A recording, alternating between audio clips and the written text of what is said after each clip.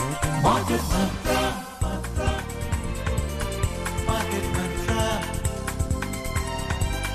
Market Mantra, Market Mantra, Market Mantra,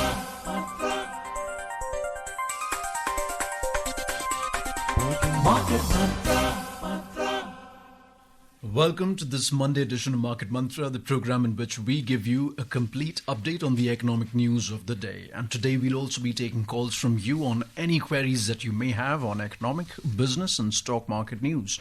But do remember that we don't address company-specific queries. You can call us on 2331 4444, 2342 1050 and 2331 0464. I am Vaibhav Jyotsna Srivastav with my co-anchor Sonu Sood.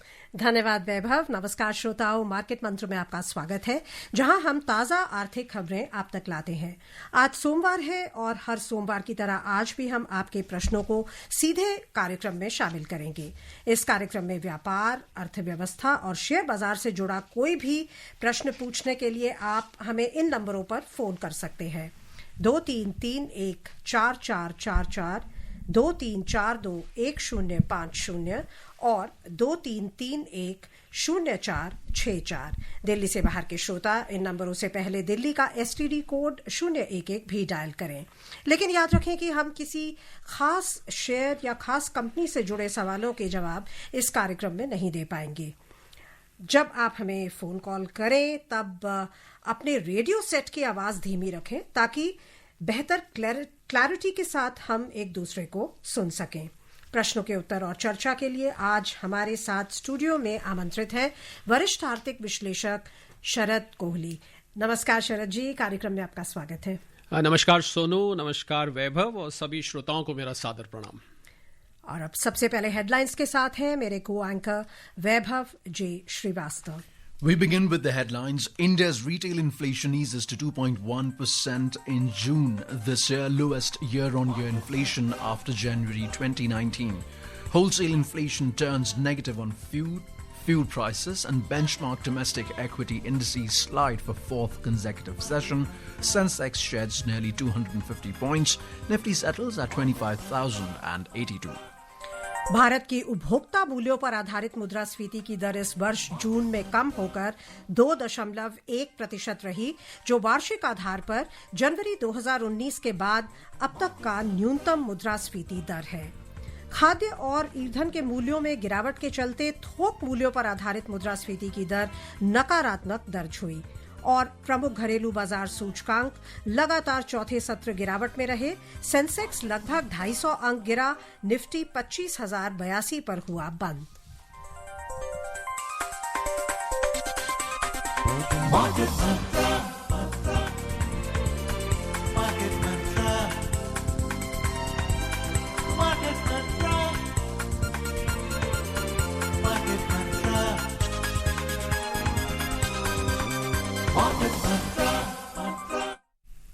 Let's begin with the headline story first. India's retail inflation measured by the Consumer Price Index CPI eased to 2.10% for the month of June, down from 2.82% in May.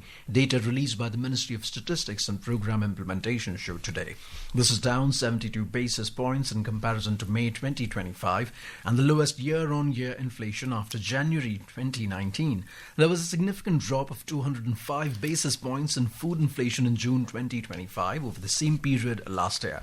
The decline in headline and food inflation is mainly on account of favorable base effect and easing of inflation vegetables, pulses and products, meat and fish, cereals and products, sugar and confectionery, milk and products and spices. और बता दें कि भारत की थोक मूल्यों पर आधारित मुद्रास्फीति की दर WPI पिछले वर्ष जून की तुलना में जून 2025 में 0 से 0.13% नीचे पहुंचकर नकारात्मक दर्ज हुई। वाणिज्य और उद्योग मंत्रालय द्वारा जारी आंकड़ों के अनुसार ये गिरावट मुख्य रूप से खाद्य पदार्थों, खनिज तेल, मूल धातुओं के निर्माण, क्रूड पेट्रोलियम और प्राकृतिक गैस के मूल्यों में कमी के कारण आई है। थोक मूल्यों पर आधारित मुद्रास्फीति इस वर्ष लगातार कम हुई है और मई महीने में 14 महीने के न्यूनतम स्तर 0.39% पर दर्ज हुई थी। खाद्य मुद्रास्फीति वार्षिक आधार पर 0.26% गिर गई। प्राथमिक वस्तुओं के मूल्य में 3.38% की गिरावट आई। ईंधन और बिजली क्षेत्र में भी 2.65% की गिरावट दर्ज हुई। विनिर्मित उत्पादों की बात करें तो यहां मूल्यों में 1.97% की बढ़त दर्ज हुई। हालांकि बढ़त की दर में इस महीने कमी दिखाई दी। WPI थोक मूल्यों में बदलाव को दर्शाता है। इसके विपरीत CPI उपभोक्ता स्तर के मूल्यों में उतार चढ़ाव को मापता है। और आपकी एक ब्रीफ सी टिप्पणी चाहेंगे, हमारे श्रोता वेट कर रहे हैं इन फिगर्स से। क्या लगता है आपको, इन्फ्लेशन कंट्रोल में पूरी तरह आ चुकी है? बिल्कुल। और सोनू, सबसे ज़्यादा जो कंट्रोल में आई है, जो खाने पीने की चीज़ें हैं, आपके किचन का सामान है, वहाँ पर इन्फ्लेशन ने बहुत सुधार दिखाई दिया है। पर मैं साथ में ये भी बता दूँ, उसमें थोड़ा सा बेस इफेक्ट भी है, जिसको हम बेस इफेक्ट करते हैं, यानी कि कहाँ से ये मापा जाता है।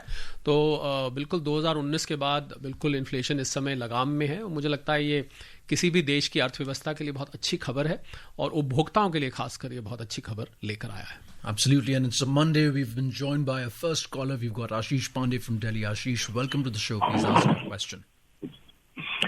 हाय सभी को, मार्केट बंद के सभी को मेरा नमस्कार। मैं ये जानना चाहता हूँ अपने एक्सपर्ट से कि ये जो अमेरिका में ट्रम्प प्रशासन जो है, ये टैरिफ लगाया जा रहा है सारे देशों के प्रति, तो ये क्या इसका क्या असर होने वाला है? और ये क्या सचमुच एज एन एक्सपर्ट आप बताएं कि क्या ऐसा करना सही है? अगर ये सही है तो फिर सारे ही कंट्री ऐसा करके और अपना जो है प्रॉफिट और सब कुछ बढ़ा सकते हैं, या ये वार अमेरिका को उल्टा पड़ने वाला है? आपकी राय। देखिए आशीष, डोनाल्ड ट्रंप साहब जब इलेक्शन जीत के आए थे तो उनका एक नारा था मागा, मेक अमेरिका ग्रेट अगेन। तो उसी के अंतर्गत उन्होंने ये निर्णय लिया कि हमारा जो ट्रेड डेफिसिट है देशों के साथ, जब हम आयात निर्यात करते हैं, बहुत ज़्यादा, और ये घाटा पूरा होना चाहिए, क्योंकि उनको लगता था कि अमेरिका बहुत सस्ते टैरिफ्स पर यहाँ पर लोगों का माल मंगा लेता है, जबकि अमेरिका का जब माल दूसरे देशों में जाता है, उनको ऐसा लगता था, तो वो बहुत ज़्यादा टैरिफ लगता है। मेरा एक अर्थशास्त्री होने के नाते मानना ये है कि इंटरनेशनल ट्रेड, और सभी श्रोताओं के लिए काम की बात है, तो मैं थोड़ा सा हमारे जो दोनों माननीय एंकर्स हैं उनकी इजाज़त से इसको खोल के बता दूं, क्योंकि बहुत सारे सवाल आते हैं इससे। तो मुझे लगता है कि दो देशों के बीच में ट्रेड एक नेचुरल इवोल्यूशन है, स्वाभाविक तौर पर उभरता है।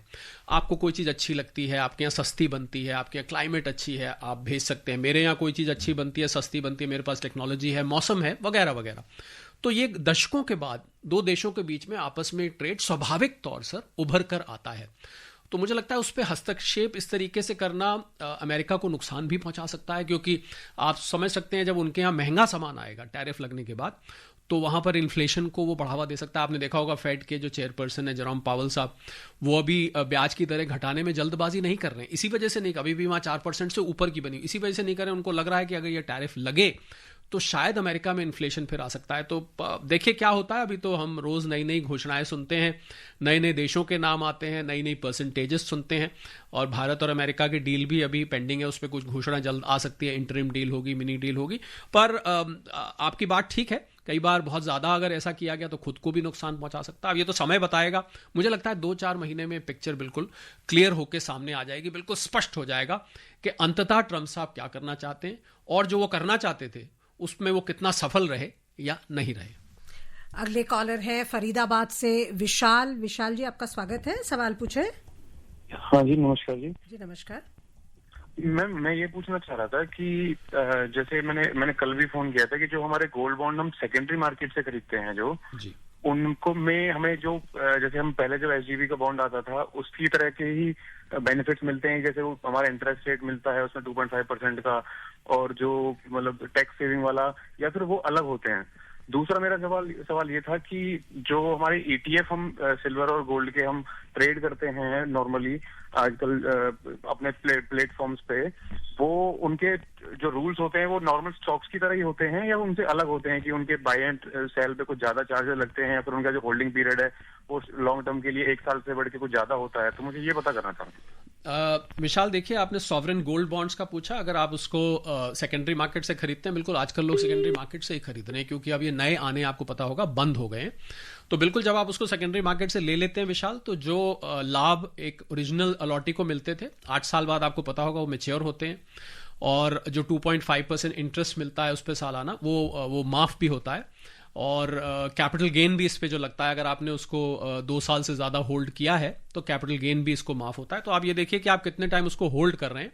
अगर आपका होल्डिंग पीरियड 2 साल या उससे अधिक है तो आपको इस पे लाभ मिलेगा। और ETF का आपने पूछा, बिल्कुल ETF पे क्योंकि स्टॉक मार्केट में ट्रेड किया जाता है ETF, तो इसके नियम लगभग स्टॉक्स जैसे ही हैं।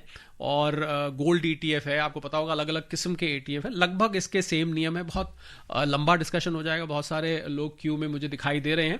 तो आपको आज मैंने SGB का बताया, फिर ETF का और अगर आप जानना चाहेंगे विस्तार से, पर आपको मोटे तौर पे बता दिया। आयकर अधिनियम ये कहते हैं कि अगर कोई सिक्योरिटी स्टॉक मार्केट में ट्रेड की जाती है तो उसके नियम सबके लगभग एक जैसे होते हैं। We're joined in by NR Prasad from Bengaluru. Mr. Prasad, welcome to the show. Please ask your question.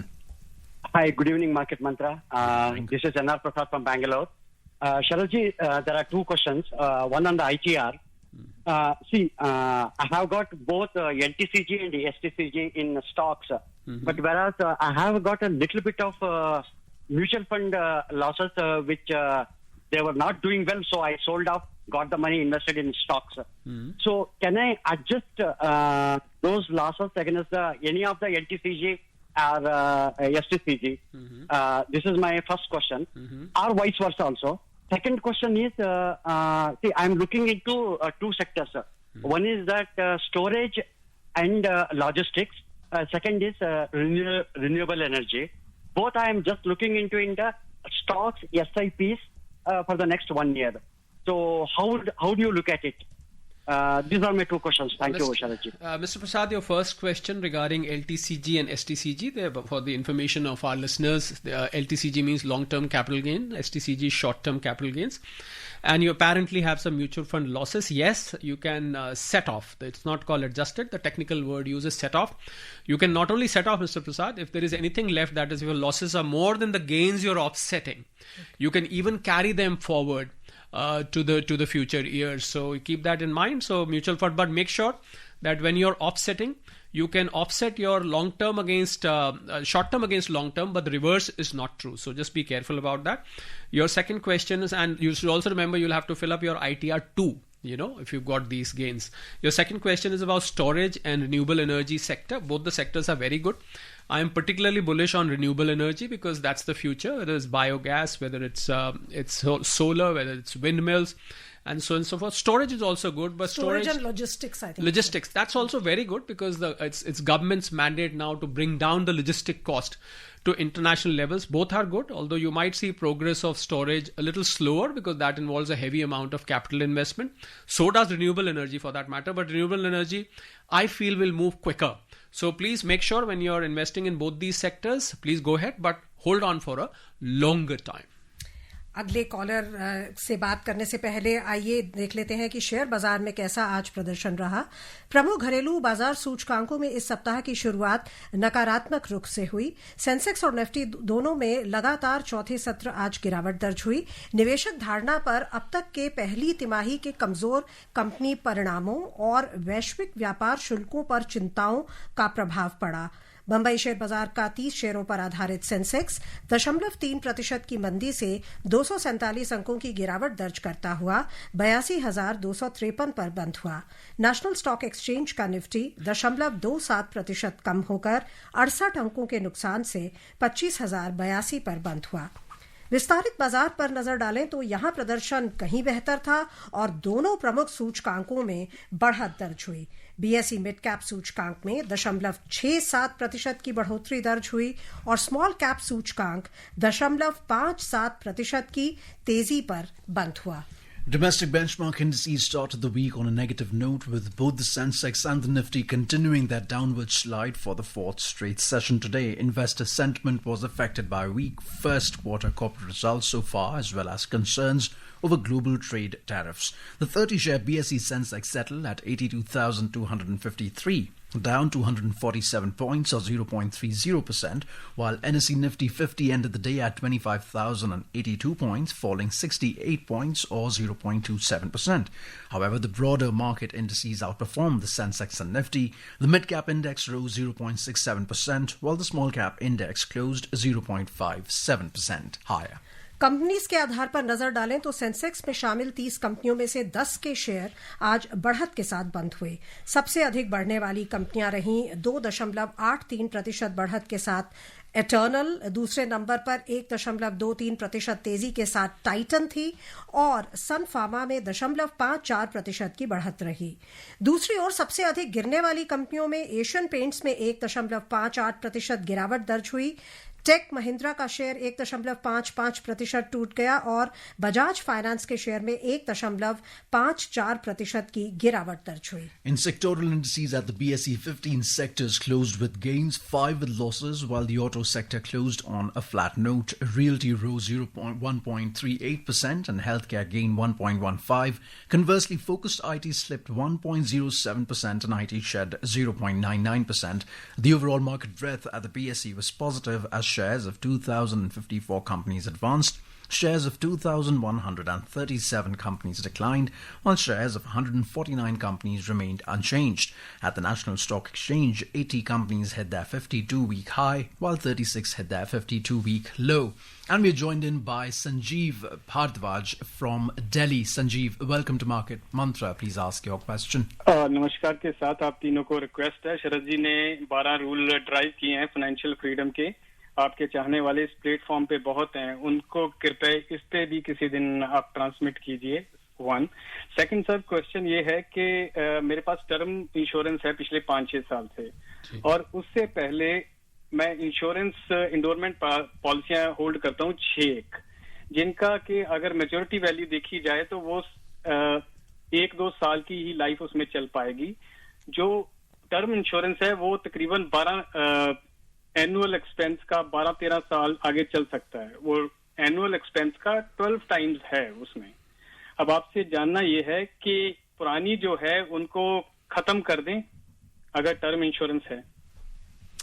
चलिए संजीव जी, बहुत अच्छा है, आप तो बहुत बड़े इंश्योरेंस के फैन नजर आते हैं मुझे। आपने इतना अच्छा पोर्टफोलियो इंश्योरेंस का बनाया हुआ। आजकल मुझे कुछ इंश्योरेंस कंपनीज के अधिकारी बताते हैं कि उनको बड़ी मेहनत करनी पड़ती है इंश्योरेंस पॉलिसीज को बेचने के लिए, बड़ी मशक्कत करनी पड़ती है, बैठ के सबको कन्विंस करते हैं, कुछ अकेले में बैठ के करते हैं, कुछ परिवार के साथ। तो देखिए संजीव जी, अगर आप अफोर्ड कर सकते हैं जो आपने बताया, आपने अगर आप जो आई एम श्योर जो प्रीमियम आप पे कर रहे हैं आप अफोर्ड कर सकते होंगे, पर आपको अगर वो चुभ नहीं रहा है, और आपने एक बड़ी अच्छी बात इन्होंने बताई कि मैंने इनकम का 12 गुना उसको कवर किया हुआ है, तो कल को अगर भगवान ना करे कुछ किसी वजह से इनकी आय आनी बंद हो जाती है, जब ये रिटायर हो जाते हैं या किसी भी कारण से, तो बहुत अच्छी कवरेज है।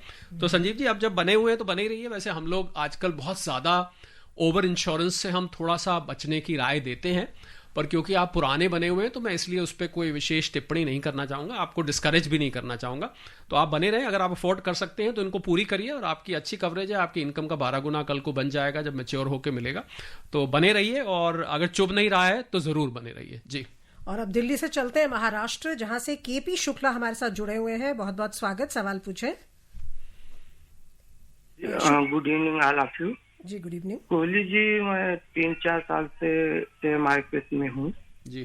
तो एफएनओ में मुझे पूछना था कि एफएनओ में जो आपका बायर और सेलर में जी, सेलर का लगभग 10 गुना कम लगता है, बायर का ऐसा क्यों? जैसे 10,000 अच्छा। अगर बायर एक लॉट का देता है तो सेलर उसका 1 लाख अमाउंट एक बार में लगाना पड़ता है, ऐसा क्यों? और एल्बो ट्रेडिंग क्या है, इसके विषय में जरा बताइए। चलिए शुक्ला साहब, आप बड़ी मुझे मतलब हैरानी हो रही है कि आप एफएनओ में बने हुए हैं और आप काफ़ी मैच्योर लगते हैं उम्र से भी, और एक्सपीरियंस आई एम श्योर आपको काफ़ी है।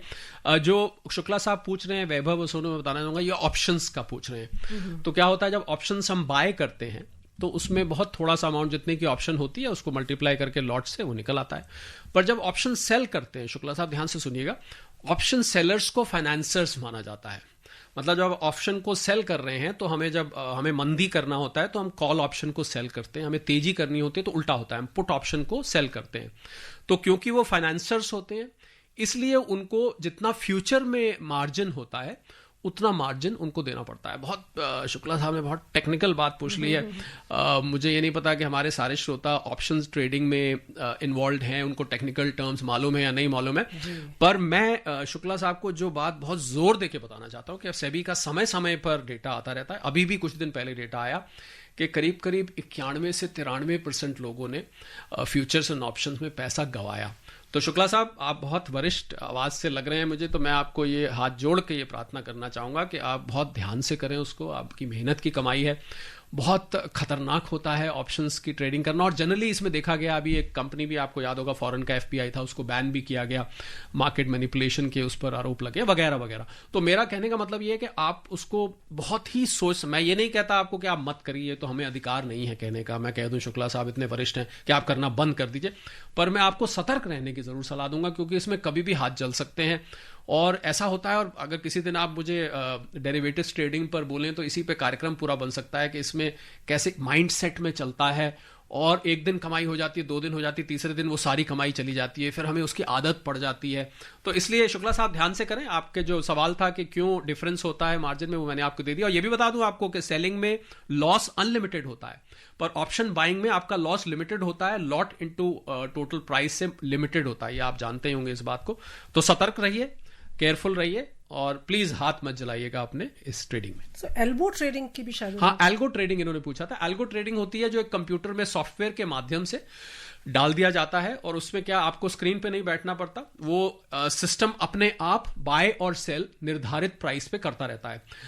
अनगिनत नंबर ऑफ एल्गो बन सकते हैं, और उस सॉफ्टवेयर को डाल के आप आराम से बैठिए, वो आपको दिन के एंड में बता देगा कि मैंने इतना कमाया या इतना लॉस किया। उसमें आपको कीमत नहीं देखनी पड़ती है, पर उसमें भी मैंने देखा है कि लोग, बहुत बड़ी जो प्लेयर्स हैं वो कमा रहे हैं, सोनू और वैभव, और वो नहीं कमा पा रहे हैं, जो रिटेल इन्वेस्टर्स हैं उतना नहीं कमा पा रहे जितनी उनको उम्मीद है। तो एल्गो ट्रेडिंग एक मशीन द्वारा ट्रेडिंग है, एक सॉफ्टवेयर द्वारा ट्रेडिंग है, जो अपने आप बाय और सेल करता है। आप क्योंकि इसमें इन्वॉल्व हैं तो आप उसको आसानी से समझ गए होंगे। जी, अगले कॉलर से बात करने से पहले करेंसी बाजार पर एक नजर। अंतर बैंकिंग विदेशी मुद्रा बाजार में रुपया आज डॉलर के मुकाबले 19 पैसे कमजोर होकर 85 रुपए 98 पैसे प्रति डॉलर के स्तर पर बंद हुआ। 6 अन्य प्रमुख मुद्राओं की तुलना में डॉलर की मजबूती मापने वाला डॉलर सूचकांक दिन के कारोबार में 97.84 पर था। और अब हमारे साथ है मुंबई से भारत आशीष। आपका बहुत बहुत स्वागत। सवाल पूछे भारत जी, आप हमें सुन पा रहे? हेलो, शायद उनसे हमारा संपर्क में कुछ बाधा है। भोपाल चलते हैं जहां शंकर जी हमारे साथ जुड़े हैं। आपका स्वागत है, सवाल पूछिए। जी, शायद कुछ टेक्निकल प्रॉब्लम है। अभी हम फिर से इनके साथ जुड़ेंगे। रुक करते हैं अंतर्राष्ट्रीय बाजारों का। एशियाई बाजार, अब एक नजर एशिया के बाजारों पर डाल लेते हैं। जापान के निक्केई को छोड़कर अन्य प्रमुख एशियाई सूचकांक आज बढ़त में रहे।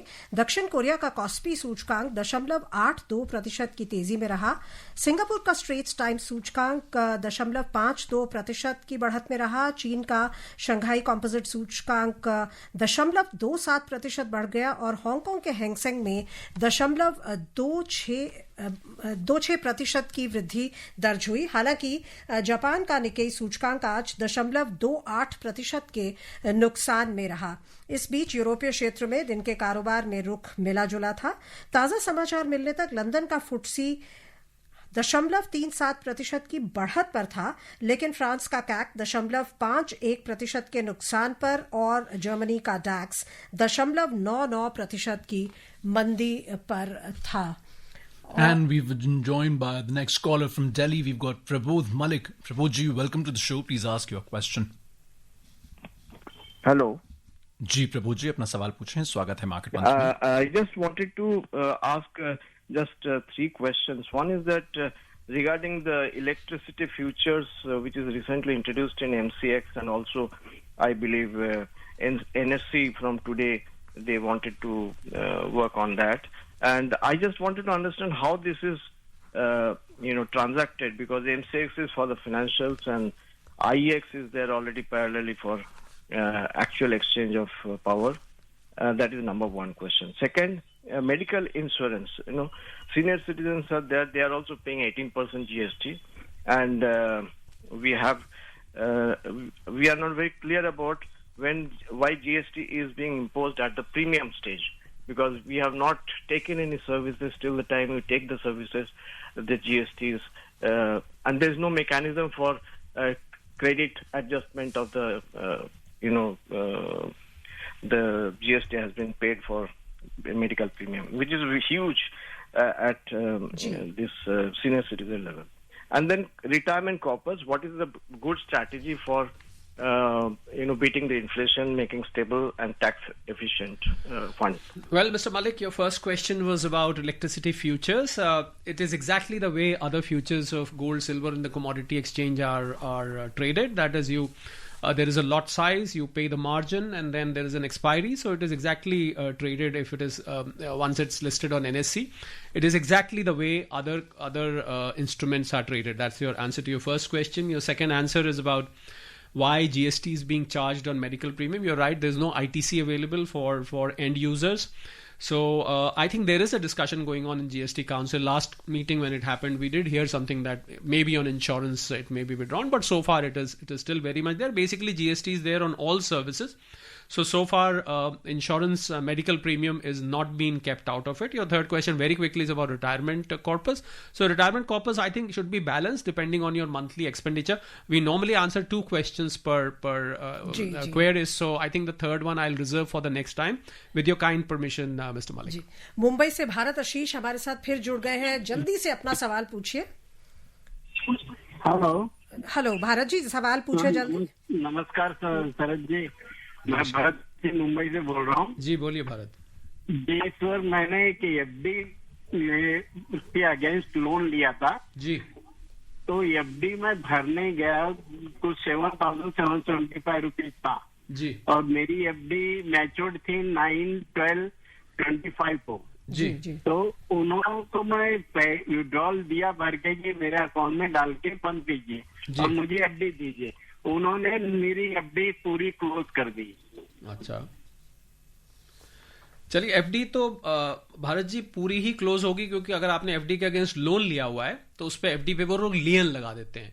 तो जब वो लियन लगाते हैं तो इसलिए जब आप जाएंगे उसको भरने तो एफडी को वो क्लोज, आप उनसे पूछ सकते हैं उन्होंने क्यों क्लोज करी. हो सकता है आपने जो फॉर्म साइन किया उसमें कहीं आपने ये भी साइन कर दिया हो कि एफडी क्लोज कर दी. अगर आप पूरा लोन स्क्वायर अप कर रहे थे विद इंटरेस्ट तो 9/12/25 तक थी, तो अभी तो 9/12 आया नहीं है. उनको रख भी सकते थे वो, पर अवश्य कोई कम्युनिकेशन गैप रहा होगा.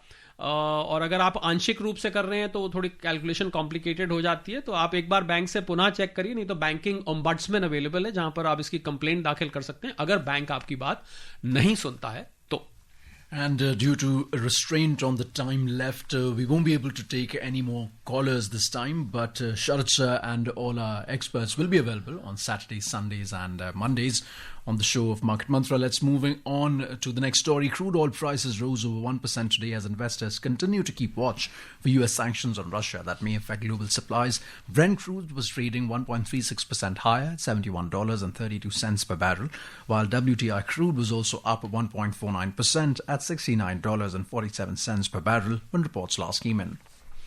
And talking about the gold and silver news, in the Indian bullion market, 24-karat gold was trading 0.23% higher at 98,440 rupees per 10 grams, while silver 999 fine was also trading 1.23% up at 1,14,660 rupees per kilogram a short while ago. उधर multi commodity exchange में अंतिम समाचार मिलने तक अगस्त में आपूर्ति वाले सोने का वायदा मूल्य 0.19% बढ़कर 98,005 रुपए प्रति 10 ग्राम पर था. वहीं सितंबर में आपूर्ति वाली चांदी का वायदा मूल्य 1.33% की तेजी से 1,14,499 रुपए प्रति किलो पर चल रहा था. सो ये बहुत ही शॉकिंग राइज हो रहा है, बहुत ही मीटियोरिक राइज. बिल्कुल, हमें धन्यवाद करना चाहिए ट्रंप साहब का, धन्यवाद करना चाहिए जियोपॉलिटिकल टेंशंस का. हालांकि धन्यवाद वहां करना नहीं बनता है, पर हम धन्यवाद आपका करना चाहेंगे और सभी श्रोताओं का भाग लेने के लिए इस कार्यक्रम में. And before we close, a reminder of the headlines. headlines. India's retail inflation eases to 2.10% in June this year, lowest year-on-year inflation after January 2019. Wholesale inflation turns negative on food, fuel prices, and benchmark domestic equity indices slide for fourth consecutive session. Sensex sheds nearly 250 points. Nifty settles at 25,082. And that's it in this edition of Market Mantra. For now, namaskar.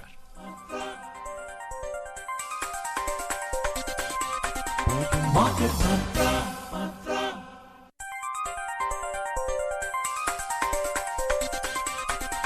Market Mantra.